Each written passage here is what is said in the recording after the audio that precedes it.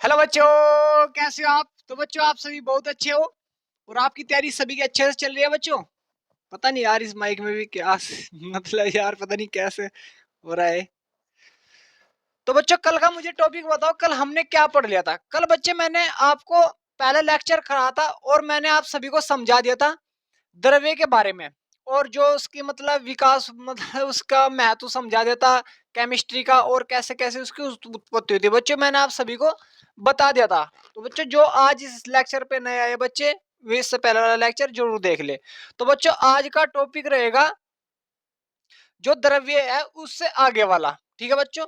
तो सबसे पहले बच्चों हमने क्या पढ़ा है थोड़ा, कल देखो बच्चों मैंने आप सभी को पदार्थ के बारे में बताया था, द्रव्य के बारे में बताया था। तो एक बार थोड़ा हम रिवाइज सा कर ले भाई थोड़ा सा।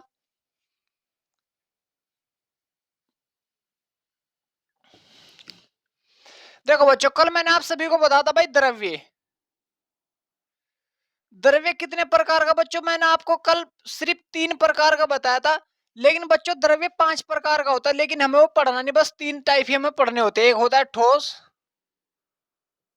भाई ये क्या हो रहा है इसमें, ठोस, द्रव, गैस, और एक होता है बच्चों प्लाज्मा, प्लाज्मा, और एक होता है बच्चों बोस आइंस्टाइन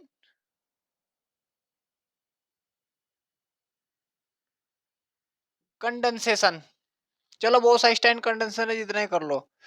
तो बच्चों ये होता है पदार्थ, ठीक है बच्चों। 5 प्रकार का। ठोस में क्या आकर्षण बल ज्यादा होते हैं, यह मैंने आप सभी को अच्छे से बता दिया था बच्चों, ठीक है बच्चों। लेकिन बच्चों आज हम इससे अगला टॉपिक पढ़ेंगे। तो अगला टॉपिक क्या रहेगा बच्चों, अब हमारा उस पर ध्यान दीजिए भाई। अरे कहाँ कहाँ घूम रहा है ये, तो यार मुझे परेशान कर देगा। चलो देखते हैं भाई। तो आज बच्चों हमारा नया टॉपिक रहेगा, आवाज तो क्लियर आ रही है यार। द्रव्य की प्रकृति हो गई थी भाई। पहले ये समझो ये।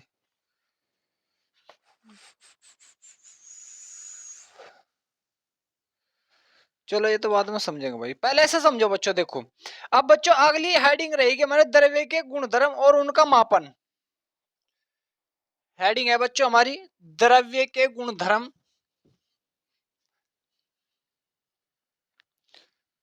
द्रव्य, भाई ये समझना बस, द्रव्य के गुणधर्म और उनके मापन, और उनके मापन। तो हेडिंग लगाओ भाई बच्चों ये। और इसमें बच्चों हमारी पहली हेडिंग रहेगी भौतिक गुण। क्या रहेंगे बच्चों? भौतिक गुण, भौतिक गुण। बच्चों देखो भौतिक गुण हम किसी भी द्रव्य का कैसे पता चलाते हैं कि कोई भी द्रव्य है उसका या भौतिक गुण है या रासायनिक गुण है। सबसे पहला बच्चों देखो आपको भौतिक परिवर्तन और रासायनिक परिवर्तन पता होने चाहिए बच्चों। देखो भौतिक परिवर्तन होता है जो भी हम उसके आसपास, मतलब उसकी शेप में, शेप का मतलब आकृति में, उसके आकार में, उसके गलनांक में, और उसकी जो मतलब बल में, जो उसकी बाह्य बाह्य कंडीशन है मतलब ताप में, हम जब परिवर्तन करते हैं बच्चों, इसी को हम बोलते हैं भौतिक परिवर्तन। क्या बोलते हैं बच्चों? भौतिक परिवर्तन। और भौतिक गुण यही है भाई, कोई भी पदार्थ है, कोई भी द्रव्य है, कोई भी मान लो, जैसे यही मान लिया भाई मैंने, इसका गलनांक कितना है, ये कितने टेम्परेचर पे पिघल रहा है, इसका मतलब इसका क्वथनांक कितना है, ठीक है भाई बच्चों, इसकी डेंसिटी कितनी है। तो भौतिक गुण में हम बात करते हैं बच्चों गलनांक, क्वथनांक, ताप की, इसकी डेंसिटी की मतलब घनत्व की, इन चीजों की बात करते हैं बच्चों हम, ठीक है। तो अगर आपसे भौतिक गुण गुण पूछ लिया जाए तो भौतिक गुण क्या, किसी भी पदार्थ के जो उसकी आकृति आकृति में चेंज करने के बाद में भौतिक गुण में चेंज हो जाएगा, ठीक है भाई। उसकी डेंसिटी बदलने के बाद में भौतिक गुण चेंज हो जाएगा। उसका मतलब डेंसिटी घनत्व तो एक बात होगी, ताप बदलने में भौतिक गुण चेंज हो जाएगा। तो इन चीजों को बच्चों हम ध्यान रखते हैं, ठीक है बच्चों। तो भौतिक गुणों के में क्या क्या आएगा, लिखो भाई। मतलब किसी भी पदार्थ, कोई भी पदार्थ है उसका रंग कैसा है, उसमें गंध कैसी आ रही है, तो ये भौतिक परिवर्तन होते हैं बच्चों, जैसे रंग, गंध,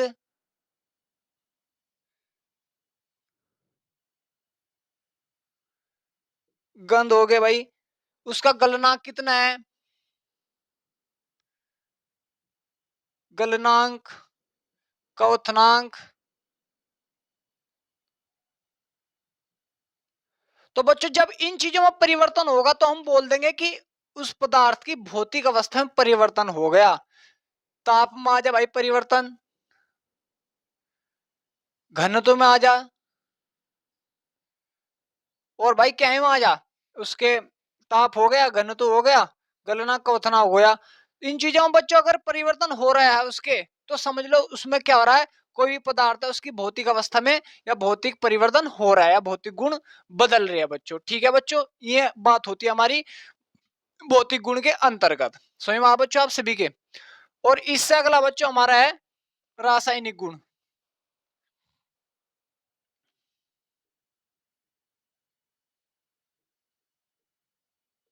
रासायनिक गुण, रासायनिक गुण कैसे होते हैं बच्चों?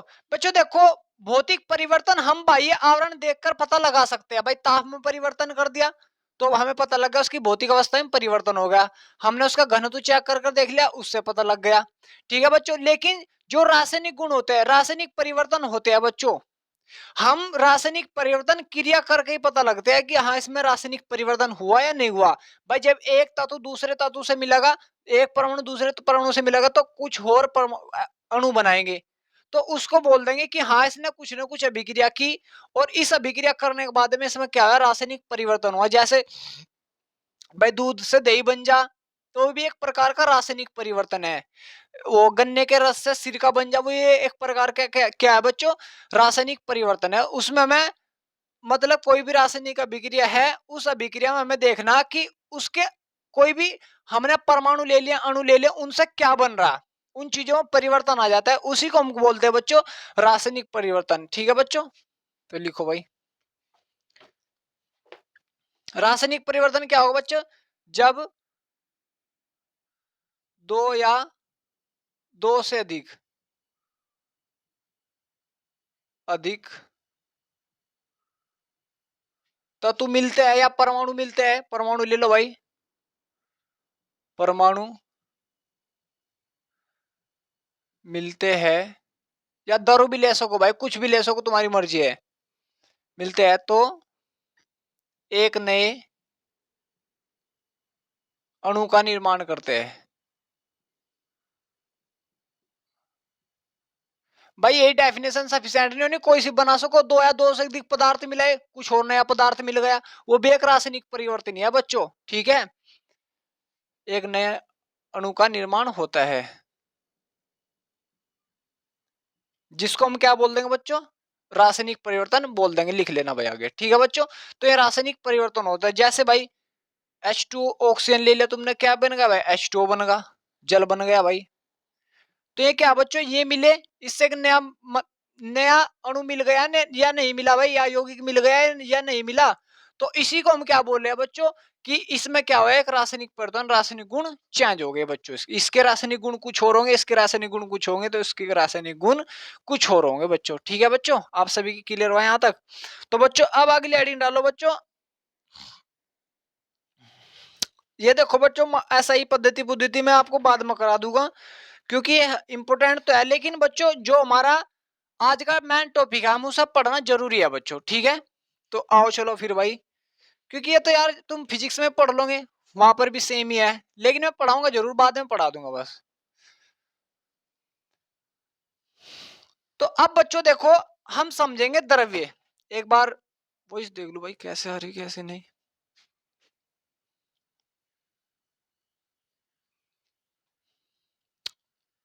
चलो भाई, तो बच्चों देखो, अब हम समझेंगे द्रव्य।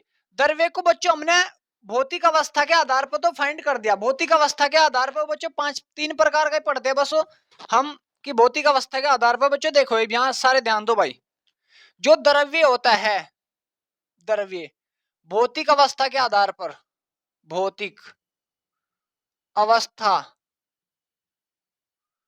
अवस्था के आधार पर बच्चों 3 प्रकार का होता है वैसे 5 प्रकार का, लेकिन हम उससे ज्यादा पढ़ने की कोई भी जरूरत नहीं है भाई, 3 का ही समझ लेते हैं। प्लाज्मा क्या होता है? प्लाज्मा स्टेट ऐसी होती है कि जब हम किसी गैस को आयनाइजेशन कर देते हैं, मतलब बहुत ज्यादा हीट कर देता है, तो उसमें तो इलेक्ट्रॉन निकल जाते हैं, उसमें बोलते हैं प्लाज्मा स्थिति। बोस-आइंस्टाइन कंडेंसेशन क्या होता है? किसी पदार्थ को जब हम बहुत ही लो टेम्परेचर पे ले आते हैं, उसको बोलते हैं बच्चों बोस-आइंस्टाइन कंडेंसेशन। ठीक है, लेकिन हम उससे ज्यादा जाने की कोई जरूरत नहीं। तो भौतिक अवस्था के आधार पर बच्चों हम 3 प्रकार में, ठोस में भाई, द्रव में, गैस में, इन चीजों में फाइंड करते हैं बच्चों हम भौतिक अवस्था के आधार पर। कौन सी अवस्था के आधार पर बच्चों? भौतिक अवस्था के आधार पर। ठीक है बच्चों, लेकिन बच्चों अगर मैं आपको फाइंड कराऊं द्रव्य को रासायनिक अवस्था के आधार पर, तो बच्चों रासायनिक अवस्था के आधार पर हम द्रव्य को 2 प्रकार से फाइंड करते हैं। कितने प्रकार से बच्चों? 2 प्रकार से। तो अब आओ देखते हैं, और हेडिंग लगाओ। हेडिंग क्या है बस समझो पहले तो भाई। तो बच्चों रासायनिक, अगर तुम्हें द्रव्य को फाइंड करना है किसके आधार पर बच्चों? ध्यान रख लेना, किसके आधार पर? रासायनिक अवस्था के आधार पर। याद कर किया करो भाई, और नोट्स भी अपने बना लिया करो साथ साथ में। समझ में आ रहा है आप सभी के? नोट्स भी साथ साथ बनाया करो यार मेरे साथ में ही। तो बच्चों अब मैं कराऊंगा रासायनिक अवस्था के आधार पर। रासायनिक अवस्था के आधार पर, चलो जो भी आधार पर, तो रासायनिक अवस्था के आधार पर अब बस इसे तो हटा दो भाई रासायनिक अवस्था को, क्योंकि ये समझाना था बस मुझे रासायनिक अवस्था के आधार पर फाइंड कर रहे हैं। तो बच्चों जो द्रव्य होता है रासायनिक अवस्था के आधार पर कितने प्रकार में डिवाइड किया गया है बच्चों? देखो ये 2 प्रकार से डिवाइडेड किया गया है। कितने प्रकार से बच्चों? 2 प्रकार से। एक होता है शुद्ध पदार्थ या शुद्ध अवस्था के आधार पर, दूसरा होता है बच्चों अशुद्ध पदार्थ। ठीक है, समझ में आ रहा आप सभी के? भाई रासायनिक अवस्था के आधार पर द्रव्य को, पदार्थ को 2 प्रकार से डिवाइडेड किया गया है। कितने प्रकार से बच्चों? 2 प्रकार से। नंबर 1 शुद्ध पदार्थ,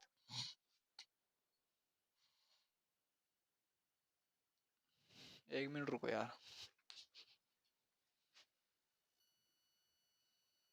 तो देखो बच्चों कितने प्रकार से डिवाइडेड किया गया बच्चों? 2 प्रकार से। नंबर 1 शुद्ध अवस्था के आधार पर या शुद्ध पदार्थ,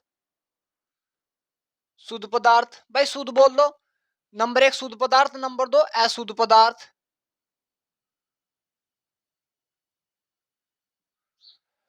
तो अगर आपसे क्वेश्चन पूछ लिया जाए द्रव्य को रासायनिक अवस्था के आधार पर कितने भागों में डिवाइडेड किया गया बच्चों? 2 भागों में, शुद्ध पदार्थ और नंबर 2 अशुद्ध पदार्थ। ठीक है बच्चों, और जो बच्चों फिर अगर हम इसको भी डिफाइन करें, अच्छे से पढ़े, तो जो शुद्ध पदार्थ है इसको भी 2 भागों में डिवाइड किया गया बच्चों। नंबर 1 तत्व और इसको यौगिक। ठीक है भाई, और जो बच्चों अशुद्ध पदार्थ होता है, अशुद्ध पदार्थ को हम बच्चों बोलते हैं मिश्रण। क्या बोलते हैं बच्चों? मिश्रण। मिश्रण। और बच्चों जो तुम्हारा मिश्रण होता है ये भी 2 प्रकार का होता है बच्चों। समांगी मिश्रण, समांगी मिश्रण, मिश्रण तो ऐसे बनता है यार, मिश्रण। नंबर 2 भाई विषमांगी मिश्रण, विषमांगी मिश्रण। तो बच्चों इसको इस प्रकार से डिवाइडेड किया गया है। ठीक है बच्चों, अब सारे यहां पर ध्यान दो। द्रव्य, अगर मैं आपसे पूछ लूं शुद्ध पदार्थ क्या होगा? भाई शुद्ध पदार्थ होगा जिसमें कॉम्पोजिशन सेम होगी। कोई भी पदार्थ है उसमें, मतलब कोई भी एलिमेंट है, मतलब उनकी अवस्थाएं क्या होगी, या कोई भी भौतिक अवस्थाएं या रासायनिक अवस्थाएं क्या होगी बच्चों? सेम होगी शुद्ध पदार्थ में। ठीक है बच्चों, और बच्चों फिर आएगा अशुद्ध पदार्थ में। इनमें मतलब कोई भी रैंडमनेस होगी भाई, किस प्रकार भी जुड़े होंगे, कैसे भी होंगे, इनमें होंगे बच्चों अशुद्ध पदार्थ, उसमें होंगे। सबसे पहले उतारो, अब मैं आपको हेडिंग के अनुसार कराऊंगा भाई बच्चों। उतारो इसको।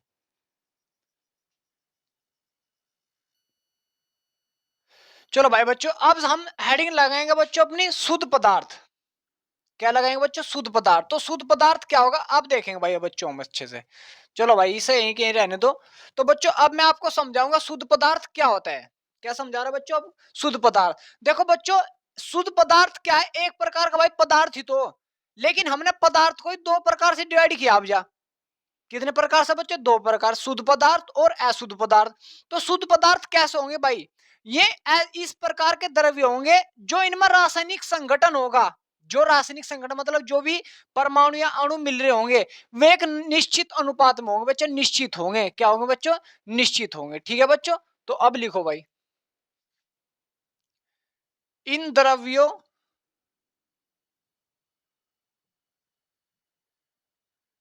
का निश्चित संगठन होता है, होता है। ठीक है बच्चों, शुद्ध पदार्थ जो होंगे बच्चों, इनमें जो जो इनमें होंगे भाई, जो ये मतलब यार जो ये द्रव्य है भाई, जैसे ये शुद्ध पदार्थ है तो इसमें जो परमाणु होंगे, जो अणु होंगे, वे एक निश्चित निश्चित होंगे भाई, निश्चित संगठन में होंगे। ठीक है बच्चों, तो इसने बोला कि इन द्रव्यों का जो निश्चित संगठन होगा, क्या होगा भाई? निश्चित संगठन। और ये कितने प्रकार के भी बताया मैंने? दो प्रकार के। नंबर एक होता है, ये दो प्रकार के होते हैं, ये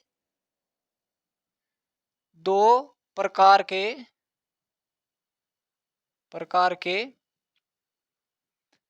होते हैं। कितने प्रकार के होंगे बच्चे? दो प्रकार के होंगे। नंबर एक तत्व, नंबर दो यौगिक। यौगिक भाई, ठीक है भाई बच्चों, स्वयं आप सभी के। अब हेडिंग लगाओ बच्चों, तत्व मतलब एलिमेंट।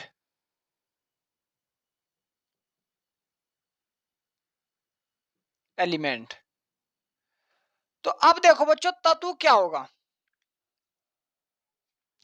भाई? अगर आपसे द्रव्य पूछ ले, आप सभी को पता है कि द्रव्य क्या होगा? एक मतलब स्थान घेर ले और जिसमें द्रव्यमानों से हम द्रव्य बोलते हैं। लेकिन बच्चों अब यहाँ पर बात हो रही है तत्व की। किसकी बात हो रही है बच्चों? तत्व की। लेकिन बच्चों मैं उससे पहले आप सभी को परमाणु बताना चाहता हूँ। परमाणु क्या बताऊं भाई? तो हम डेफिनेशन तो पढ़ेंगे इसमें डाल्टन के अनुसार अच्छे से, लेकिन बच्चों इसमें मैं आप सभी को बताना चाहता हूँ पहले परमाणु।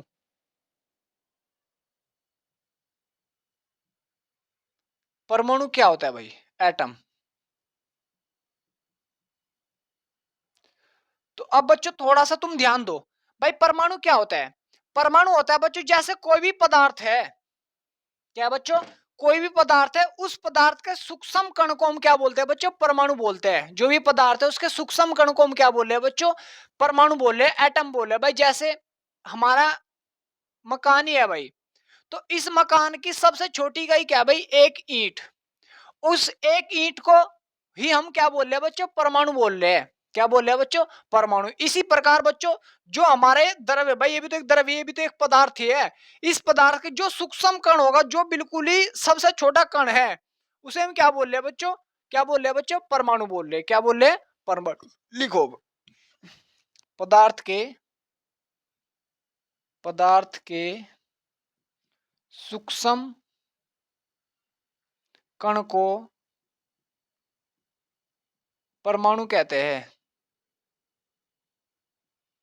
परमाणु कहते हैं। ठीक है भाई बच्चों, एटम कहते हैं। जैसे जैसे भी तो पता होना चाहिए यार आप सभी को। जैसे हाइड्रोजन, ऑक्सीजन, फ्लोरीन, नियोन, ये एटसेट्रा भाई, केमिस्ट्री में तो बहुत ज्यादा है। ठीक है, तो ये सब क्या है बच्चों? एक प्रकार के परमाणु है। सिंगल ही है भाई, सबसे छोटी इकाई है बच्चों। ठीक है बच्चों, अब समझेंगे बच्चों हम तत्व।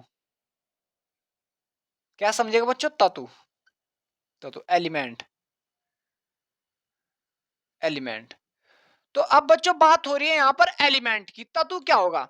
देखो बच्चों, इसकी डेफिनेशन हम दो प्रकार से बना सकते हैं भाई। इसको किसी भौतिक अवस्था या किसी वैसी चीजों द्वारा अलग नहीं किया जा सकता।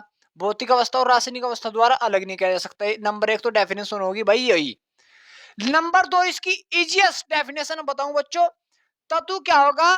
समान प्रकार के परमाणु से मिलकर बना होता है। किससे बच्चों? समान प्रकार के परमाणुओं से मिलकर बना होता है, जिसको हम क्या बोलते हैं बच्चों? तत्व बोलते हैं। क्या बोलते हैं बच्चों? तत्व, एलिमेंट बोलते हैं। ठीक है बच्चों, तो लिखो, या दूसरी डेफिनेशन देख तो दूसरी देख लो भाई।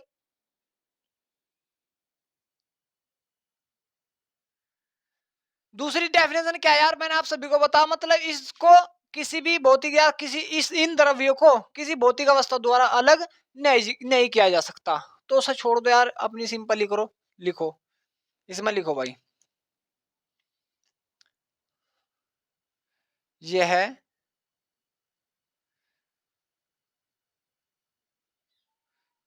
लिखो भाई, चलो हटाओ इसे। यह समान प्रकार के समान प्रकार के परमाणुओं से परमाणुओं से मिलकर बना होता है।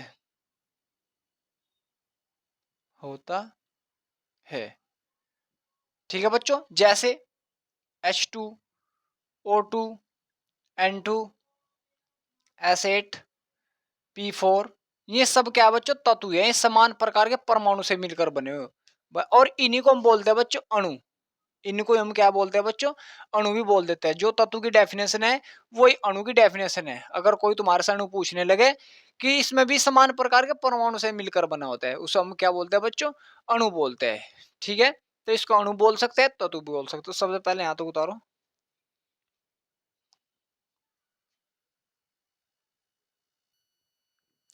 हो गया बच्चों आप सभी गए। चलो फिर भाई, अब हम समझेंगे बच्चों तत्वों का वर्गीकरण, क्लासिफिकेशन ऑफ एलिमेंट।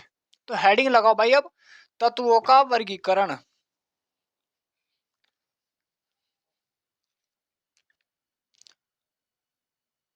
तत्वों का वर्गीकरण, क्लासिफिकेशन ऑफ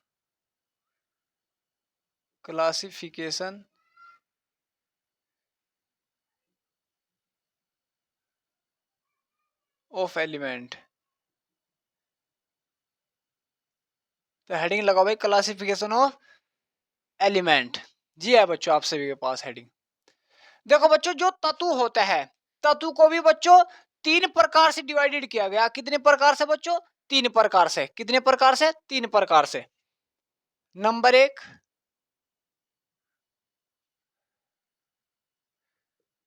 चलो भाई ऐसे समझ लो, धातु। नंबर दो, अधातु। नंबर तीन, उपधातु। उपधातु।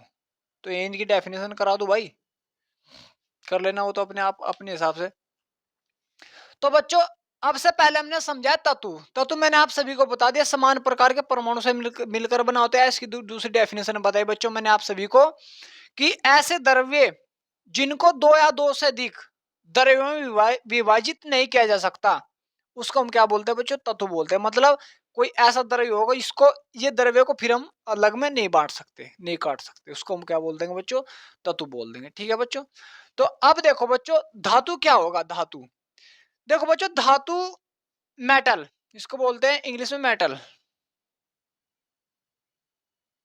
मेटल, इसको नॉन मेटल,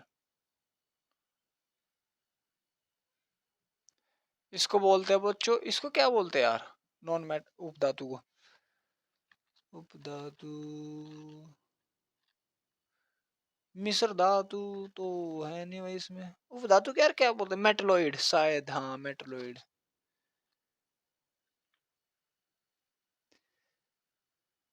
मेटलोइड बोलते हैं बच्चों, इसके क्या बोलते हैं, मेटेलोइड, मेटलोइड बोलते हैं। ठीक है बच्चों, तो ये होता है बच्चों।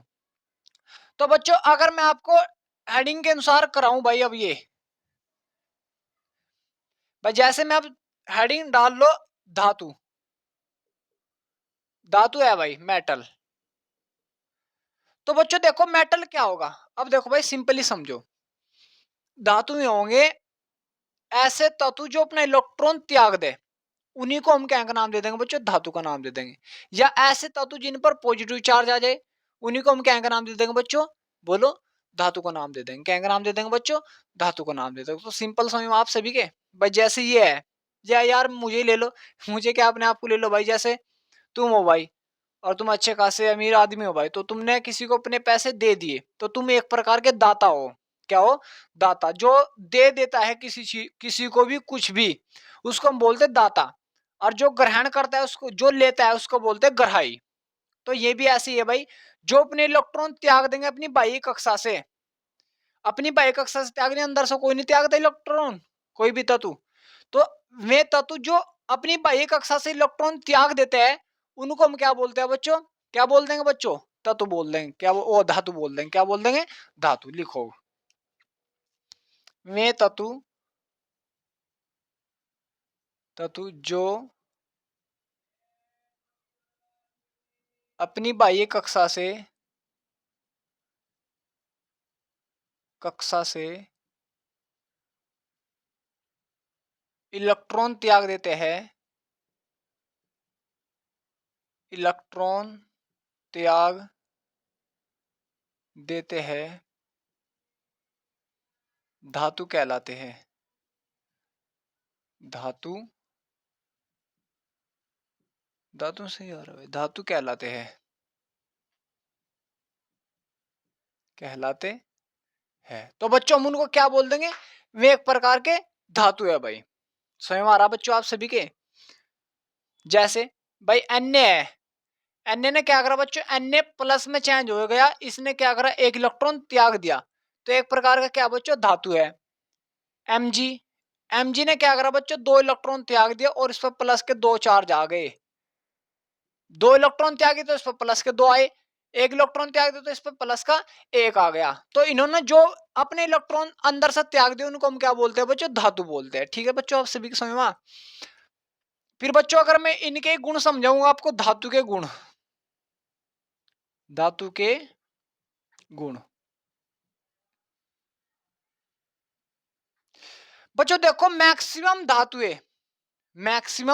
धातु क्या होंगी, ठोस होंगी मैक्सिमम। एक आध हो सकता है वो मतलब आ जाए, जैसे मरकरी लेगली प्रकार का लिक्विड है, एक एक दो एक्सेप्शन है और इससे ज्यादा नहीं है भाई। तो मैक्सिमम मतलब अधिक, ये सभी नंबर एक करके लिखो, ये सभी क्या होगी बच्चों, ठोस होती है। जितनी भी धातु होंगी ठोस होती है।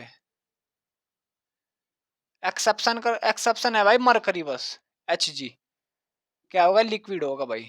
मतलब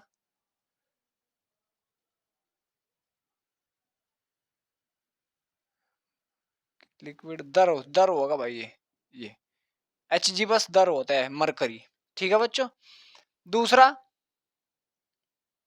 दूसरा क्या होगा बच्चों, दूसरा बोलो क्या होगा, इनमें करंट फ्लो हो जाता है। जितनी भी धातु है, मैक्सिमम जितनी भी धातु है बच्चों, इनमें करंट का फ्लो हो जाता है। क्या का फ्लो बच्चों, करंट का फ्लो, इनमें विद्युत का चालन होता है, होता है। ये हो गया भाई। नंबर 3 भाई, क्या अपने इलेक्ट्रॉन त्याग देते हैं, बस ये है और कुछ नहीं है। और तो कुछ इसमें और कुछ होगा भाई ऐसा, इनमें चलो हो गया भाई, इनमें विद्युत का चालन हो जाता है। दूसरा, तीसरा और कुछ है भाई इसमें कुछ खास सा, ये होता है बच्चों। तो बच्चों जो भी धातु के गुण होंगे, ये क्या मैक्सिमम क्या होंगे, सभी ठोस होंगे। एक दो ऐसा एक्सेप्शन है, जैसे मरकरी हुआ, वो क्या है, दर्व है। ये भी मरकरी धातु है, लेकिन एक प्रकार का क्या बच्चों, दर्व है, लिक्विड से आता है मरकरी का।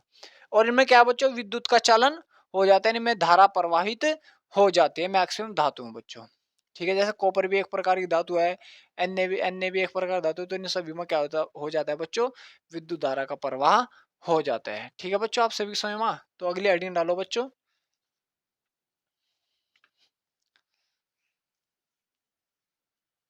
अधातु।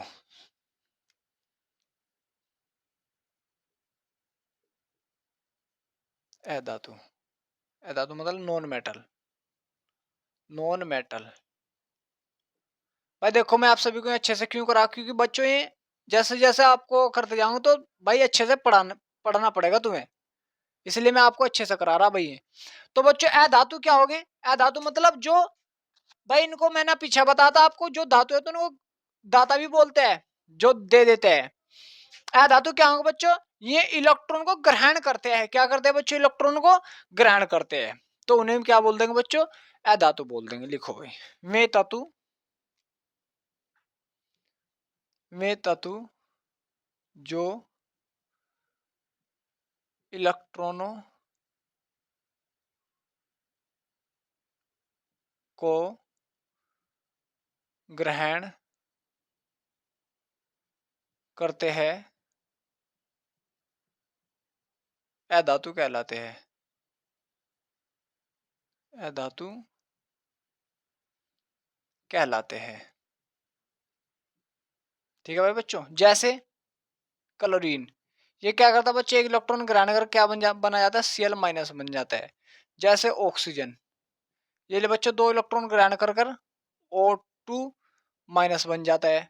जैसे और तो बहुत बहुत ज्यादा एग्जाम्पल है भाई करने के लिए। ठीक है बच्चों, अब होता है बच्चों इसका अधातु, अधातु के गुण। इसके गुण कैसे कैसे होंगे भाई बच्चों,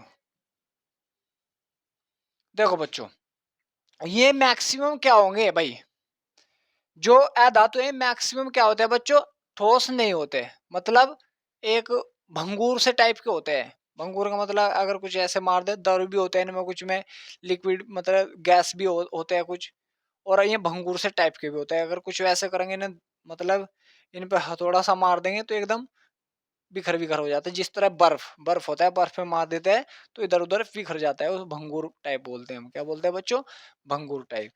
तो ये ठोस नहीं होते, ये ठोस नहीं होती, नहीं होती है। लेकिन बच्चों एक एक्सेप्शन है, आयोडीन, I2, ये ठोस होता है, आयोडीन। ठीक है बच्चों, दूसरा, इसमें इनमें विद्युत चालन नहीं होता, चालन नहीं होता। बच्चों इनमें क्या होगा, विद्युत का चालन नहीं होता। ठीक है बच्चों, क्लियर हो आप सभी का, तो इनमें विद्युत का चालन नहीं होता है बच्चों। अगली हेडिंग डालो, चलो भाई उतारो इसको।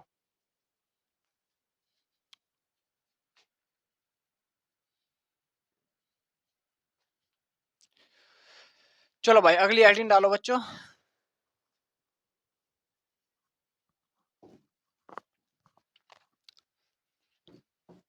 तू ही तो मेरी दुनिया है जान ले। तो अगली हेडिंग है भाई उपधातु, उपधातु। उपधातु क्या होते हैं बच्चों, ये इलेक्ट्रॉन को त्याग भी देते हैं और इलेक्ट्रॉनों को ग्रहण भी कर लेते हैं, दोनों काम करते हैं भाई। ठीक है भाई, ये दोनों काम कर लेते हैं, इलेक्ट्रॉन को त्याग भी देते और इलेक्ट्रॉन को ग्रहण भी कर लेते हैं। उनको हम क्या बोलते हैं बच्चों, उपधातु बोलते हैं। क्या बोलते हैं, उपधातु। लिखो, मतलब मेटेलोइड, मेटेलोइड वे धातु जो इलेक्ट्रॉनों को ग्रहण व त्याग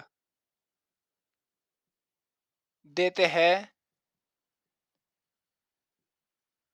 देते हैं, उपधातु कहलाते हैं, कहलाते हैं, कहलाती है यार, बस थोड़ा समझ लियो अपने आप अच्छे से। ठीक है भाई, जैसे एंटीमनी, एस ले लो भाई, एस बी ले लो,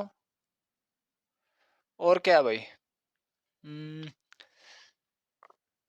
आर्सेनिक होगा, एंटीमनी होगा, चलो भाई ये ले लो। तो ये क्या बच्चों, एक प्रकार के उपधातु है, ये इलेक्ट्रॉन को त्याग भी देते हैं और ग्रहण भी कर लेते हैं। ठीक है बच्चों, और इनमें क्या बच्चों, करंट फ्लो भी हो सकता है और नहीं भी हो सकता। वो कंडीशन आप 12th में पढ़ोगे अच्छे से, सेमीकंडक्टर में अच्छे से पढ़ लो।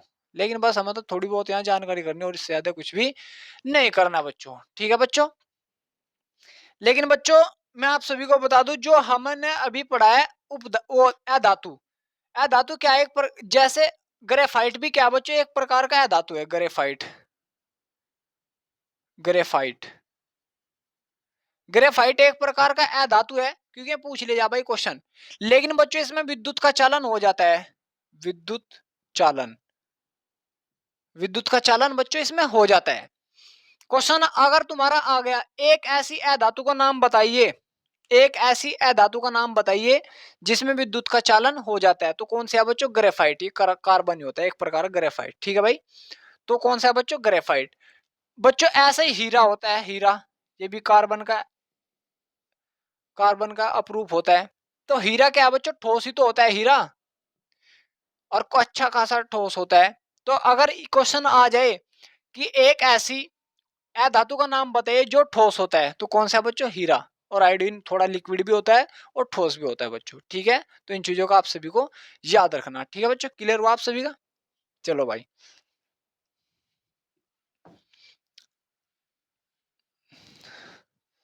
तो बच्चों मैं एक टॉपिक और करा दूं बस इसमें, मिश्र धातु। मिश्र धातु, मिश्र धातु को क्या बोलते हैं भाई इंग्लिश में? एलोय, एलो, एलोय। तो बच्चों मिश्र धातु क्या होगी भाई? मिश्र, मिश्र का मतलब हो भाई धातु, धातु मिश्र मतलब जब दो या दो से अधिक धातुएं आपस में मिलती है तो उनको हम क्या बोलते हैं बच्चों? मिश्र धातुएं बोलते हैं। क्या बोलते हैं? मिश्र धातुएं। लिखो भाई, जब दो या दो से अधिक धातुएं, धातु, धातु आपस में मिलती है, मिलती है, मिश्र धातु कहलाती है, मिश्र धातु कहलाती है। क्या कहलाएगी बच्चों? मिश्र धातु कहलाती है भाई, ठीक है बच्चों। आप सभी के समझ में आए? तो उनको क्या बोल देंगे भाई? मिश्र धातु बोल देंगे। जैसे कॉपर, जिंक, और एक और मिला होता है उसको, ये क्या बनता है बच्चे? पीतल। तो पीतल, कॉपर, जिंक और एक और होता है उसमें शायद निकिल, इनसे मिलकर बना होता है बच्चों, ठीक है बच्चों। तो ये उनको हम क्या बोलते हैं? मिश्र धातुएं बोलते हैं। क्या बोलते हैं बच्चों? मिश्र धातुएं। उतारो इसको यहाँ तक।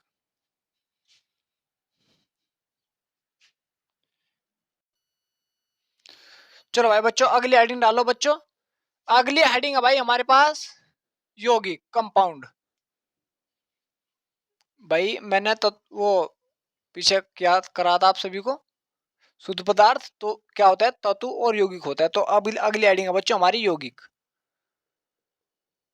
यौगिक मतलब कंपाउंड। तो कंपाउंड क्या होता है बच्चों?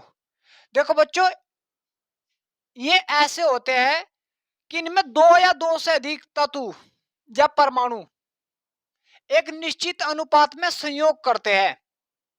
क्या बोला बच्चों मैंने आप सभी को?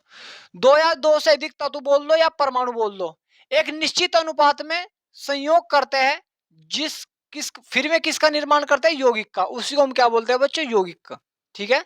लिखो, जब दो या दो से अधिक,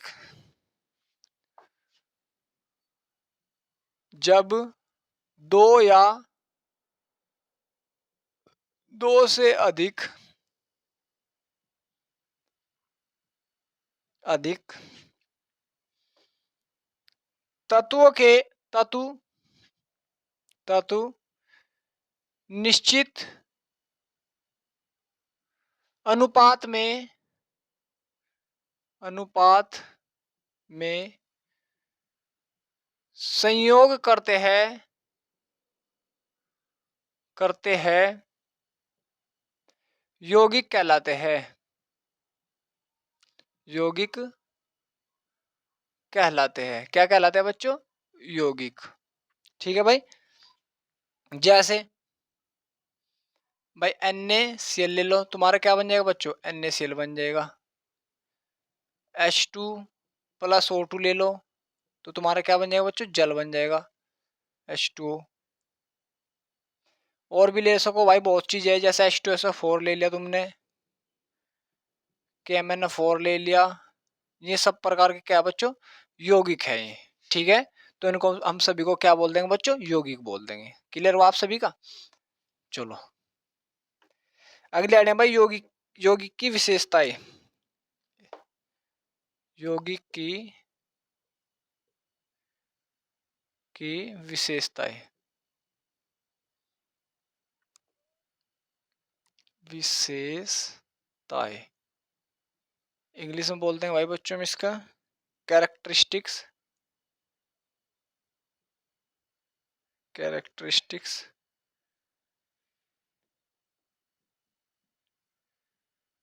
ऑफ कंपाउंड, ऑफ कंपाउंड। हम क्या बोलते हैं बच्चे से, यौगिक की विशेषता कैरेक्टरिस्टिक्स ऑफ कंपाउंड। ठीक है भाई बच्चों, देखो इसमें अब हम इसकी विशेषताएं पढ़ रहे हैं, इसकी विशेषताएं क्या होती है। तो बच्चों जो यौगिक होते हैं ये प्रकाश को अवशोषित भी कर सकते हैं और अपने अंदर से प्रकाश को, मतलब लाइट को, जो करंट को, वो लाइट को निकाल भी सकते हैं। ठीक है बच्चों, सबसे पहले ये लिखो, ये प्रकाश को अवशोषित व उत्पन्न कर सकते हैं, कर सकते हैं। नंबर 2 लिखो भाई, ये जितने भी यौगिक होंगे समांगी प्रकार के होंगे बच्चों। समांगी तो पता होगा आप सभी को, समांगी क्या हो, मतलब एक निश्चित अनुपात होगा इनका भाई, क्या होगा, एक निश्चित अनुपात होगा। नंबर 2 लिखो, ये समांगी प्रकार के होते हैं, होते हैं। नंबर 3 लिखो भाई,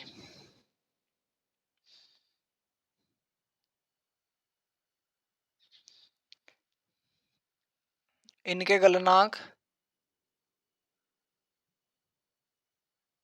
गलनांक व क्वथनांक निश्चित होते हैं,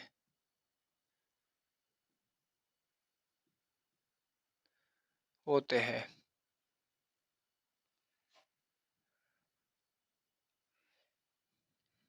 नंबर 4 लिखो भाई, ये निश्चित अनुपात में ये तत्व, ये तत्वों, ये तत्वों के निश्चित अनुपात से बनते हैं। ठीक है बच्चों, ये क्या होगी, इसकी विशेषताएं होगी। क्या होगा भाई, इसकी विशेषताएं। उतारो अब इसको यहां तक। तो बच्चों ये तो आप सभी ने मतलब पहले से ही पढ़ रखा होगा, आप सभी ने भाई ये पहले से ही पढ़ रखा होगा।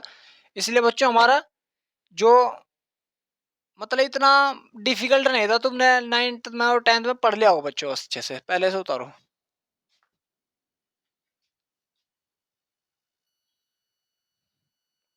चलो भाई बच्चों अब आओ इधर।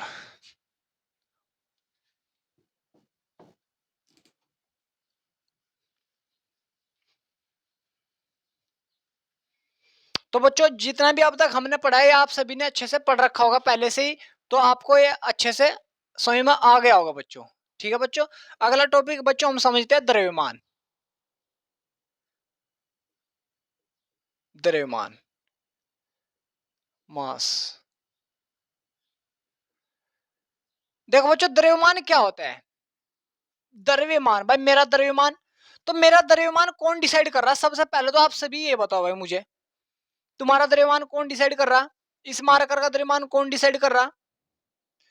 भाई देखो अब यहां पर फोकस करो, भाई मेरा द्रव्यमान जो भी मेरे अंदर चीजें है, मेरे अंदर आंख है भाई, मेरा जबड़ा है, आंत है, फेफड़े है, दिल है, गुर्दे है, इन सभी का वेट को जोड़कर बच्चों मेरा क्या बन गया, द्रव्यमान बन गया। ठीक है भाई, तो इसी प्रकार बच्चों द्रव्यमान क्या होता है, जो किसी पदार्थ के अंदर द्रव्य की मात्रा होती है, द्रव्य की मतलब जो उसके अंदर भरा हुआ है, उसी को हम क्या बोलते हैं बच्चों, द्रव्यमान बोलते हैं। क्या बोलते हैं बच्चों, द्रव्यमान। ठीक है बच्चों, तो अगर तुम्हें सिंपल समझना है तो द्रव्यमान क्या होगा भाई, किसी भी पदार्थ के अंदर द्रव्य की मात्रा को ही, जो उसके अंदर भरा, भाई मेरे अंदर तोतड़ी फेफड़े वेफड़े जो भी भर रहे हैं, तो ये मेरा द्रव्यमान डिसाइड कर रहे हैं। इसी प्रकार बच्चों द्रव्यमान होता है, मतलब कोई भी पदार्थ होगा उसके अंदर जो भी द्रव्य की मात्रा होगी, किसकी मात्रा होगी बच्चों, द्रव्य की मात्रा होगी, उसको हम क्या बोल देंगे बच्चों, द्रव्यमान बोल देंगे। ठीक है बच्चों, लिखो पदार्थ के अंदर द्रव्य की मात्रा को द्रव्यमान कहते हैं। ठीक है भाई बच्चों, जो किसी के भी अंदर है उसको हम क्या बोल देंगे बच्चों, द्रव्यमान बोल देंगे। अगला है बच्चों भार।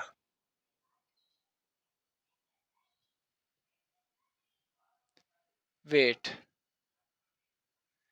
वेट क्या होता है बच्चों, किसी भी द्रव्य पर जितना आकर्षण बल लगता है, जितना बल लगता है, उसी का वो क्या कहलाता है, वेट कहलाता है, भार कहलाता है। जैसे अब ये है, तो इसका भार इस पे नीचे की ओर आकर्षण बल लग रहा है, वो डिसाइड कर रहा है, इसलिए गुरुत्वाकर्षण बल के कारण इसका भार डिसाइड हो रहा है। अगर मैं इसी को चंद्रमा पर ले जाऊं तो इसका जो भी भार होगा वो 1/6 हो जाएगा। कितना हो जाएगा बच्चों, 1/6। अंतरिक्ष में ले जाऊं, अंतरिक्ष में ले गया भाई इसे में, तो वहां पर ये जहां पर है वहीं पर ठहरा का ठहरा रह जाएगा। यहाँ पर ये यहाँ पर है तो यहीं कहीं ही रह जाएगा, क्योंकि इस पर कोई भी आकर्षण बल नहीं लग रहा। जो भी लग रहा है बल वे चारों ओर से इसे मतलब बैलेंस कर रहे हैं। लेकिन बच्चों अगर मैं इसको यहाँ पर छोड़ दूं तो नीचे की ओर जा रहा है, तो इसका भार नीचे की ओर खींच रहा है, मतलब गुरुत्वाकर्षण के बल इसे नीचे की ओर खींच रही है पृथ्वी।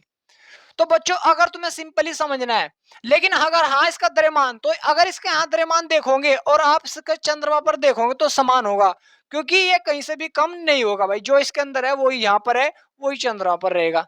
इसलिए द्रव्यमान निश्चित रहता है। अगर क्वेश्चन आ जाए कि पृथ्वी से चंद्रमा पर जाने पर द्रव्यमान निश्चित रहता है या बदल जाता है, तो निश्चित रहता है, और लेकिन भार बदल जाता है। ठीक है बच्चों, तो भार क्या होता है,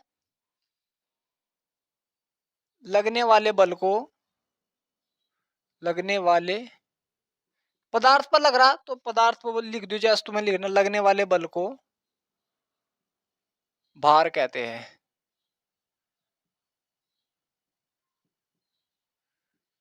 इसका फॉर्मूला तुमने पढ़ भी लिया होगा भाई, mg ये होता है। ठीक है बच्चों, पृथ्वी के लिए, कहीं और जाएगा तो चेंज हो जाता है। तो ये है बच्चों। अगले लाइन डालो बच्चों, आयतन।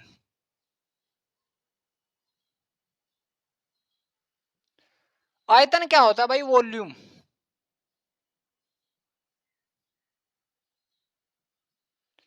भाई जैसे मेरा आयतन है, तो मेरा आयतन क्या होगा भाई, मैंने जितना स्थान के रखा तो मेरा आयतन है, तुमने जितना स्थान के रखा हो तुम्हारा आयतन है, इसने जितना स्थान घेर लिया वो इसका आयतन है। तो कोई भी पदार्थ जितना स्थान घेरता है उसी को हम क्या बोलते हैं बच्चों, उसका आयतन बोलते हैं। क्या बोलते हैं बच्चों, उसका आयतन बोलते हैं।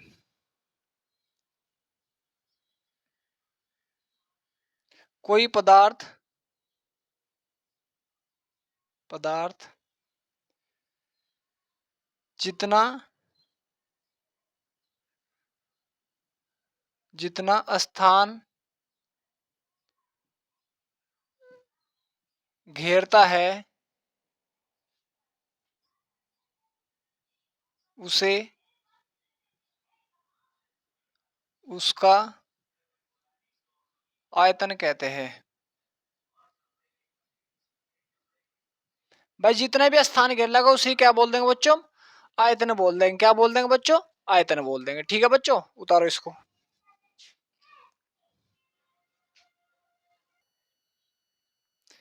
हो गया बच्चों, आप सभी गए। चलो भाई आगे ध्यान दो।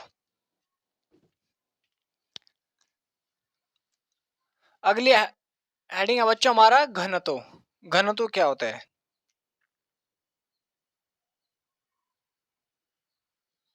भाई तो मैं आप बीच में आपको अच्छे से समझाऊंगा ही, लेकिन बच्चों यहाँ भी समझ लो थोड़ा। घनत्व क्या होता है बच्चों, इसमें जितना द्रव्यमान है और जितना इसने स्थान घेर रखा है वो इसका क्या कहलाएगा, घनत्व कहलाएगा। ठीक है बच्चों, द्रव्यमान व आयतन के अनुपात को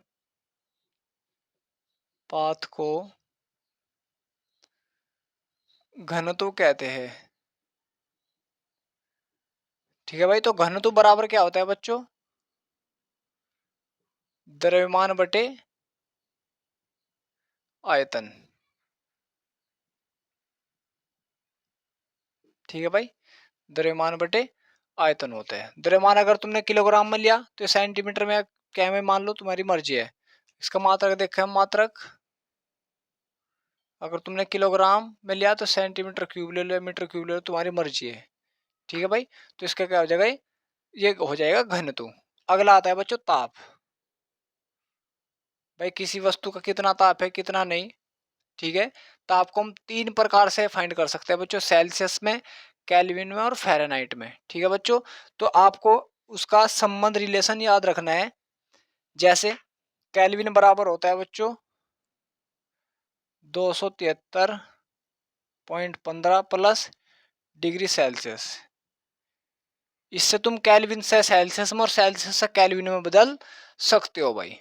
ठीक है, अगर तुम्हें केल्विन को सेल्सियस में बदलना तो 273 जोड़ दो, सेल्सियस से केल्विन में बदलना तो 273 क्या कर दो बच्चों, माइनस कर दो। अगर फ़ारेनहाइट है भाई तो फ़ारेनहाइट को सेल्सियस में चेंज करने के लिए F0 9/5 डिग्री सेल्सियस प्लस के 32। इस प्रकार ये क्या हो जाएगा बच्चों, फ़ारेनहाइट में क्या हो जाएगा, चेंज हो जाएगा ये। ठीक है बच्चों, तो इन टर्म का तुम्हें बच्चों अच्छे से याद रखना है, काम आने वाली चीजें हैं। उतारो इसको यहाँ तक।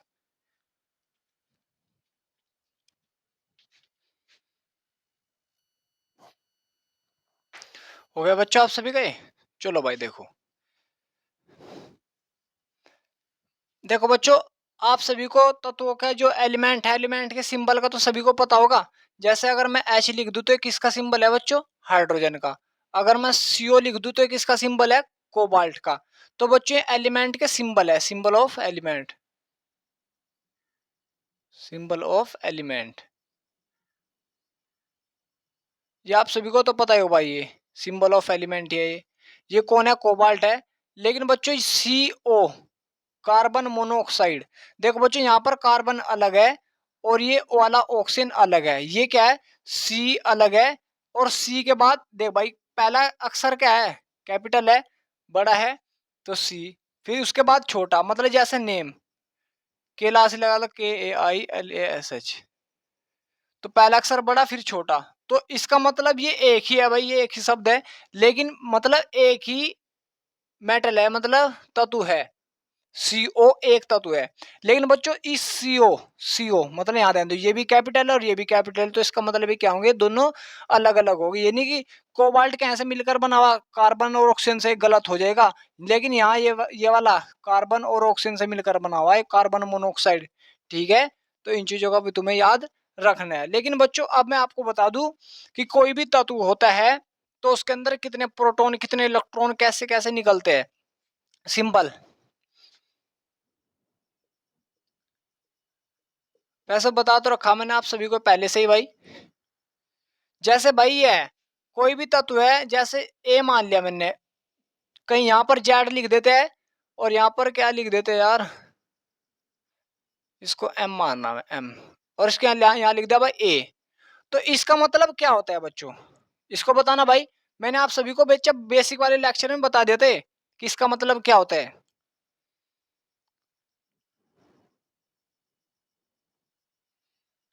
देखो भाई अब सारे यहाँ पर ध्यान दो, अगर तुम्हें ऐसा कहीं भी सिंबल नजर आ जाए तो इसका मतलब तुम क्या समझोगे भाई, कि हाँ ये क्या बोल रहा है, क्या कहना चाह रहा है, ये भी तो तुम्हें पता होना चाहिए भाई।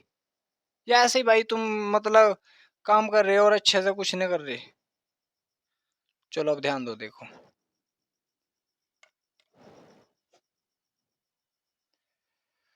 देखो बच्चों को, अगर तुम्हारे पास कोई भी सिंबल है, मतलब ऐसे लिख रहा MZA, ऐसे लिख रहा, तो जो बच्चों नीचे लिखा रहता है स्क्रिप्ट में, नीचे लिखा रहता है उसको बोलते हैं बच्चों एटॉमिक वेट। वो हाँ, एटॉमिक वेट मतलब एटॉमिक नंबर।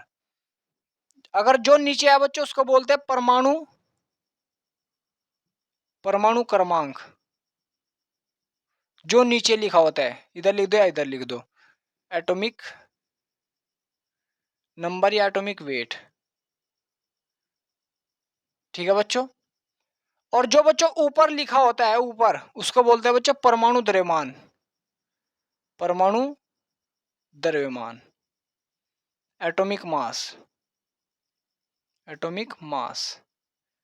ये भाई जैसे ये है H11, इसका मतलब क्या भाई, इसका एटॉमिक वेट 1 है, मतलब एटॉमिक क्रमांक, परमाणु क्रमांक 1 है, और परमाणु भार, परमाणु द्रव्यमान के साथ साथ परमाणु भार भी बोलते हैं। परमाणु भार कितना है बच्चों, इसका 1 ही है।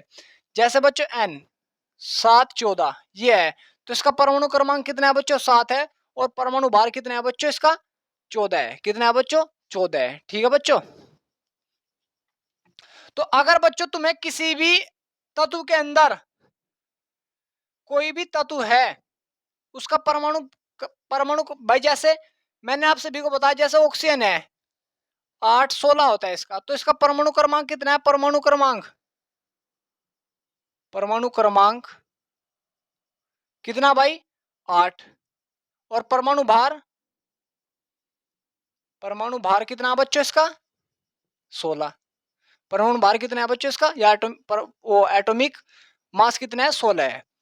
लेकिन बच्चों अगर आप सभी को मैं बता दूं CaO कैल्शियम ऑक्साइड है, इसका परमाणु भार कितना होगा, तो देखो बच्चों कैल्शियम का अलग लिखेंगे। कैल्शियम का देखो कितना होता है, Ca 2040 होता है। तो परमाणु भार पूछ रहा है, तो परमाणु क्रमांक 20, परमाणु भार कितना है बच्चों इसका, 40 है, तो 40 तो इसका हो गया। प्लस ऑक्सीजन कितना होता है अभी बता मैंने, 16 होता है, तो ये कितना हो जाएगा बच्चों, 56 हो जाएगा। कितना हो जाएगा, 56। इस प्रकार ऐड कर देते, जैसे NaOH का लगा लो भाई, NaOH, तो इसका कितना हो जाएगा भाई, NaOH का परमाणु भार, परमाणु भार, परमाणु भार बोल रहा हूँ, परमाणु द्रव्यमान बोल रहा हूँ मैं, परमाणु क्रमांक नहीं बोल रहा। तो परमाणु भार इसका Na का कितना होता है, 23 होता है। आप सभी को भाई पहले कर किए होंगे, मैंने लिखवा रखे, वहां जाके याद कर लो, अभी इनका यूज होगा। ऑक्सीजन कितना होता है, 16, और इसका कितना होता है 1, तो कितना आ जाएगा 40। इस प्रकार हम ऐड कर देते हैं किसी भी कंपाउंड और किसी भी यौगिक का। जैसे H2SO4 का लगा लो भाई, H2SO4 का कितना होता है, हाइड्रोजन का 1, लेकिन कितने हाइड्रोजन 2 है यहाँ पर, प्लस सल्फर कितना होता है 32, प्लस ऑक्सीजन कितना होता है 16, लेकिन 4 है, 4 से मल्टीप्लाई, तो कितना हो जाएगा 2 प्लस 32 प्लस 16 चौका 64, तो कितना हो जाएगा टोटल, टोटल टोटल बताओ 98 हो जाएगा शायद। तो इनका क्या कर देते हैं हम, ऐड कर देते हैं अलग अलग तत्वों का, अलग अलग परमाणु का परमाणु द्रव्यमान। ठीक है बच्चों, जिस प्रकार करते हैं हम ये। जैसे और करा दूं भाई मैं आप सभी को ये, जैसे मैं आप सभी से पूछ लूं कि भाई मुझे KOH का परमाणु भार बताओ, परमाणु द्रव्यमान या परमाणु भार, परमाणु भार या परमाणु द्रव्यमान, जो तुम्हें बोलना, परमाणु क्रमांक की बात नहीं कर रहा मैं। तो परमाणु भार कितना होगा बच्चों, परमाणु भार, तो पोटेशियम कितना होता है भाई, परमाणु क्रमांक कितना होता है पोटेशियम का, 19 होता है, लेकिन परमाणु भार कितना होता है बच्चों, 39। प्लस फिर कौन है, ऑक्सीजन, ऑक्सीजन का 16, प्लस हाइड्रोजन कितना बच्चों 1, तो कितना हो जाएगा इसका 56 हो जाएगा। कितना हो जाएगा 56। जैसे बच्चों मैं आप सभी से पूछ लू NaOH का तो हो गया, NaCl का पूछ लू, तो NaCl Na कितना होता है बच्चों 23, और Cl का मैंने आपको लिखवा था 35.5 होता है। कितना होता है बच्चों 35.5, तो कितना आ जाएगा 58.5। तो इस प्रकार हम ऐड कर देते हैं, क्या कर देते हैं बच्चों, ऐड कर देते हैं। समझ में आप सभी के। अब बच्चों जैसे में कोई भी तत्व है, उसमें प्रोटॉन, इलेक्ट्रॉन और न्यूट्रॉन की संख्या ज्ञात करनी है, तो हेडिंग ये बच्चों इंपोर्टेंट है, पूछ ले जाकर।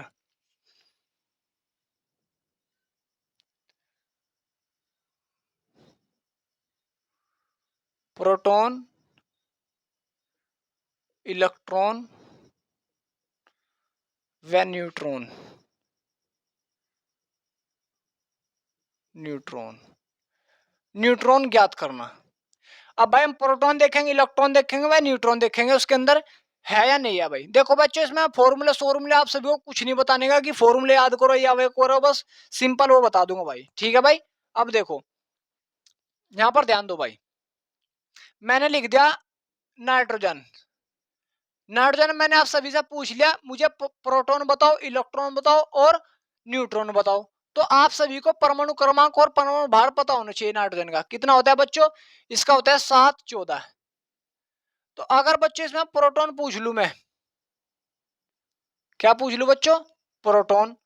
तो प्रोटॉन वो वही होगा बच्चों जो उस पे या कोई भी तत्व है उसका जो परमाणु क्रमांक होगा। परमाणु क्रमांक कितना है बच्चों? इसका 7। तो इसमें प्रोटॉन भी कितने हैं बच्चों? 7 है। कितने प्रोटॉन है बच्चों इसके? 7। इलेक्ट्रॉन पूछ लिया भाई। तो इलेक्ट्रॉन क्या होगा? जितने बच्चों प्रोटॉन होगा, अगर उस पर कोई भी चार्ज ना हो, जितने प्रोटॉन होंगे इतने क्या होंगे? इलेक्ट्रॉन होंगे। तो प्रोटॉन कितने हैं बच्चों? 7 ही है, तो 7 इलेक्ट्रॉन है। अब बच्चों आती है बात न्यूट्रॉन की। न्यूट्रॉन, न्यूट्रॉन क्या होगा बच्चों? तुम्हें सिंपल याद रखना, परमाणु भार में से परमाणु क्रमांक घटा दो, तुम्हारे क्या आ जाएंगे? न्यूट्रॉन जाएगा। तो ऊपरले वाले में से नीचे वाला घटा दो। 14 में तो 7 घटा दो, कितना बचेगा बच्चों? 7 न्यूट्रॉन बच जाएंगे। क्या बच जाएंगे? 7 न्यूट्रॉन। जैसे मैंने ले लिया भाई Na, इसका कितना होता है? 1123 होता है। 1123। तो प्रोटॉन की संख्या कितनी भाई? मैंने आप सभी को बताया जितना भी परमाणु क्रमांक होगा उतना ही क्या होगा उसका? प्रोटॉन होगा। तो प्रोटॉन की संख्या क्या होगी बच्चों इसमें? 11। कितना होगी बच्चों? 11। और इलेक्ट्रॉन की संख्या जितने प्रोटॉन इतने इलेक्ट्रॉन, तो 11 ही इलेक्ट्रॉन, क्योंकि इस पर कोई भी चार्ज नहीं है अभी तो। फिर आता है बच्चों न्यूट्रॉन। न्यूट्रॉन कितने? ऊपरले वाले से नीचे वाले घटा दो, कितना आ जाएगा बच्चों? 23 में तो 11 घटाएंगे, कितना आ जाएगा? 12। तो 12 आ जाएंगे न्यूट्रॉन। ठीक है बच्चों। और बच्चों अब ये आ गया CaCO3। इसमें पूछ रहा बच्चों आप सभी से में कितने प्रोटॉन होंगे, कितने इलेक्ट्रॉन होंगे, कितने न्यूट्रॉन होंगे। तो बच्चों आप सभी को अलग अलग करना। जैसे बच्चों कैल्शियम है, कैल्शियम कैल्शियम में कितना होता है भाई? इसका होता है 20-40 होता है। तो 20 ही प्रोटॉन होंगे इसमें बच्चों, और जितने प्रोटॉन इतने इलेक्ट्रॉन, 20 ही इलेक्ट्रॉन होंगे। और बच्चों 20 ही क्या होंगे? न्यूट्रॉन होंगे। कैसे पता लगा भाई? 40 में से 20 घटा दो। क्या कर दो बच्चों? 40 में से 20 घटा दो तो 20 ही आ जाएंगे न्यूट्रॉन। कार्बन ले लो भाई। कार्बन भाई बच्चों देखो ये काम की चीज है, अब आगे आगे काम आएंगे तो समझो इन्हें अच्छे से। कार्बन ले लिया भाई मैंने। तो कार्बन का कितना होता है बच्चों? 612 होता है। तो इसमें 6 प्रोटॉन भाई, जितना परमाणु क्रमांक इतना ही प्रोटॉन संख्या है, 6 प्रोटॉन। जितने प्रोटॉन होंगे इतने क्या होंगे? इलेक्ट्रॉन, 6 ही इलेक्ट्रॉन। और 12 में से 6 घटा दो, क्या आ जाएगा? 6 न्यूट्रॉन। ऑक्सीजन ले लो भाई। ऑक्सीजन का होता है बच्चों 8-16। तो इसमें आ जाएगा बच्चों 8 प्रोटॉन, 8 ही इलेक्ट्रॉन, 8 ही क्या आ जाएंगे बच्चों? भाई 16 में तो 8 जाके कितना आ जाएगा? 8 ही न्यूट्रॉन। तो बच्चों इस पूरे कंपाउंड में पूछा कितने प्रोटॉन होंगे। भाई कैल्शियम के 20 हो गए, कार्बन के 6 हो गए, 20 और 6 26। और इसके कितने हो गए? 8। 8 हो गए। 26 और 8 कितने हो गए बच्चों? 34 हो जाएंगे प्रोटॉन पूरे इसमें। 34 प्रोटॉन। ठीक है भाई। फिर बच्चों इसका अब ले लो इनका इलेक्ट्रॉन की संख्या। 20 इलेक्ट्रॉन इसमें, 6 इलेक्ट्रॉन इसमें और 8 इसमें। 20 और 6 26 और 8 34। ये भी 34 इलेक्ट्रॉन हो जाएंगे। न्यूट्रॉन संख्या ले लो भाई। 20 न्यूट्रॉन इसमें, 6 न्यूट्रॉन इसमें और 8 न्यूट्रॉन इसमें, तो कितना हो जाएगा? ये भी 34 हो जाएंगे। यार नजर भी आ रहा है आप सभी को ये? चलो नजर तो आ रहा है। तो बच्चों ये क्या हो जाएंगे? प्रोटॉन, इलेक्ट्रॉन, न्यूट्रॉन तुम ऐसे फाइंड कर सकते हो यार। जैसे और कंपाउंड लेंगे यार, अभी क्यों तुम टेंशन ले रहे हो? बच्चों देखो मैं आप सभी को सिंपली बता दूं, अगर आपको प्रोटॉन निकालने हैं, जो उसका परमाणु क्रमांक है वही क्या होंगे? प्रोटॉन होंगे। और जितने प्रोटॉन होंगे इतने क्या होंगे बच्चों? इलेक्ट्रॉन होंगे। और परमाणु भार में से परमाणु क्रमांक घटा दो, तुम्हारा क्या आ जाएगा? न्यूट्रॉन आ जाएंगे निकल कर। ठीक है बच्चों, सिंपल है और कुछ नहीं है। एक जैसे मैं ले लू भाई, ये ले लू नियोन ले लू। नियोन का क्या होता है? 20 वो 10 20 होता है। तो अगर बच्चों मैं आप सभी से प्रोटॉन पूछूं, जितना परमाणु क्रमांक इतने प्रोटॉन तो 10, और जितने प्रोटॉन इतने इलेक्ट्रॉन, तो 10 ही इलेक्ट्रॉन। और ऊपरले वाले से नीचे घटा दो तो आ जाएगा न्यूट्रॉन, तो 10 ही आ जाएंगे बच्चों न्यूट्रॉन। ठीक है, इस प्रकार करने आप सबको ये। और बच्चों देखो, जैसे मैं अब एग्जांपल ले रहा H2SO4। H2SO4 में बच्चों मैंने आप सभी से पूछ लिया प्रोटॉन। भाई अब मैं इन्हें सिंपल सा प्रेजेंट करूंगा, P के ऊपर पॉजिटिव लिख दूंगा प्रोटॉन, E के ऊपर निगेटिव लिख दूंगा इलेक्ट्रॉन, और N लिख दूंगा न्यूट्रल, क्योंकि इस पर कोई भी चार्ज नहीं होता। अब देखो भाई, सबसे पहले इस वाले पूरे कंपाउंड में पूछ लिया कितने प्रोटॉन, कितने इलेक्ट्रॉन, कितने न्यूट्रॉन है। तो H में पता होना चाहिए पहले तुम्हें 1 1। तो इसमें बच्चों एक प्रोटॉन होगा, क्योंकि भाई परमाणु क्रमांक एक है तो एक प्रोटॉन। जितने प्रोटॉन इतने ही क्या होगा बच्चों, एक इलेक्ट्रॉन। और न्यूट्रॉन ऊपर वाले से नीचे वाला घटा दो, क्या आ जाएगा, जीरो आ जाएगा, तो जीरो न्यूट्रॉन है भाई इसमें। सल्फर, सल्फर इसका कितना 16 32 होता है भाई। तो इसमें कितने प्रोटॉन है भाई, 16 प्रोटॉन, क्योंकि परमाणु क्रमांक कितना है बच्चों, 16 है। और 16 ही क्या हो जाएंगे बच्चों, इलेक्ट्रॉन। और 32 में तो 16 घटा दो, कितना आ जाएगा बच्चों, 16 ही आ जाएंगे न्यूट्रॉन। ऑक्सीजन, ऑक्सीजन कितना होगा बच्चों, एक ऑक्सीजन का होता है 8 16। तो 8 प्रोटॉन और 8 ही इलेक्ट्रॉन और 8 ही न्यूट्रॉन। लेकिन बच्चों 4 है, तो इसमें 4 4 से मल्टीप्लाई कर दो, 8 8 चौक 32, 8 चौक 32 इलेक्ट्रॉन प्रोटॉन और 8 चौक 32 न्यूट्रॉन। ये हो गए बच्चों। अब इन्हें सभी को जोड़ दो बस। एक प्रोटॉन इसमें, 16 प्रोटॉन इसमें, 32 में, 32 और 16 कितना होगा भाई, 49 हो गए भाई ये, 49। इलेक्ट्रॉन देख लो भाई, इलेक्ट्रॉन भी इतने ही हो जाएंगे जोड़कर, 49 ही। लेकिन बच्चों न्यूट्रॉन कितने भाई, 32 इसमें, 16 इसमें, तो 48 है बस। यूं तो कितना हो जाएगा बच्चों, 48। तो हो जाएगा भाई इसमें। सही किया यार, मैंने गलत क्या कहीं को। प्रोटॉन एक, ओ भाई ये भी तो दो है यार ये, तो ऐसे तो करो। तो 2 से मल्टीप्लाई कर, 2 प्रोटॉन हो जाएंगे, 2 इलेक्ट्रॉन हो जाएंगे, और हो जाएंगे 0 न्यूट्रॉन। तो 2 जुड़ेंगे भाई, तो हो जाएगा 50, 50 हो जाएगा। ठीक है बच्चों, और ये भी क्या हो जाएंगे, 50 हो जाएगा। अरे यार 50 50, ठीक है बच्चों। इस प्रकार करना है और कुछ नहीं करना बच्चों। समझ में आ रहा आप सभी के। एक एग्जांपल और समझो।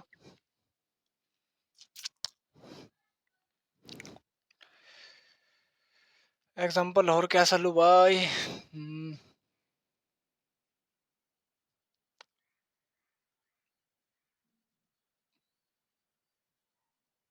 Na2SO4 ले लिया भाई, चलो मैंने। अब देखो बच्चों, सबसे पहले बच्चों इसमें आप सभी से पूरे कंपाउंड में प्रोटॉन पूछ लिए, न्यूट्रॉन पूछ लिए और इलेक्ट्रॉन पूछ लिए। देखो बच्चों, आप सभी को Na का पता होना चाहिए। एक Na में 11 23, एक Na में कितने प्रोटॉन होंगे भाई, जितना परमाणु क्रमांक कितना ही क्या होगा बच्चों, प्रोटॉन की संख्या होगी, तो 11 प्रोटॉन। एक में बोल रहा हूं बच्चों में, और जितने प्रोटॉन इतने इलेक्ट्रॉन, इतने ही इलेक्ट्रॉन और न्यूट्रॉन। 23 में था 11 घटा कितना बच्चों, 12 बच जाएगा, कितना बच जाएगा, 12। लेकिन ये एक के अंदर इतने होते हैं, लेकिन में कितने हैं, 2 है, तो 2 2 से मल्टीप्लाई कर दो भाई सारे में, 11 दूनी 22 हो जाएगा। इसमें भाई पूरा हो जाएगा 22 प्रोटॉन, 22 ही क्या हो जाएगा बच्चों, इलेक्ट्रॉन। और ये कितना हो जाएगा, 24 न्यूट्रॉन। ये हो जाएगा बच्चों 24 न्यूट्रॉन। भाई तो यार पेन सा करने लगता है भाई। क्या हो जाएगा भाई, 24 न्यूट्रॉन हो जाएगा। ऐसे ही बच्चों सल्फर कितना होता है, 16 32 होता है। इसके अंदर 16 प्रोटॉन, 16 इलेक्ट्रॉन और 16 ही क्या हो जाएंगे बच्चों, न्यूट्रॉन। ऑक्सीजन, एक ऑक्सीजन के अंदर 8 16 होता है ये, 8 प्रोटॉन, 8 इलेक्ट्रॉन और 8 ही न्यूट्रॉन। लेकिन एक के अंदर, लेकिन ऑक्सीजन कितने हैं, 4, तो 4 से मल्टीप्लाई कर दो भाई, 8 चौक 32 प्रोटॉन, 8 चौक 32 इलेक्ट्रॉन, 8 चौक 32 न्यूट्रॉन। ये हो गया, सबको ऐड कर दो बस, और कुछ भी नहीं है भाई। प्रोटॉन जोड़ लो, इलेक्ट्रॉन जोड़ो, न्यूट्रॉन जोड़ लो बस। ठीक है बच्चों, स्वयं आप सभी के ये या नहीं आ भाई, क्लियर हो रहा है।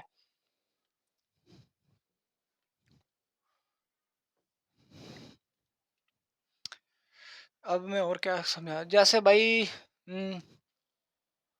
आयन ले लो कोई, C2O4 2 नेगेटिव। इसमें बताओ भाई इलेक्ट्रॉन कितने, न्यूट्रॉन कितने, जिसमें बता दो भाई, चलो देखो। एक कार्बन में तो आप सभी को पता भाई, कार्बन इसका होता है 6 12।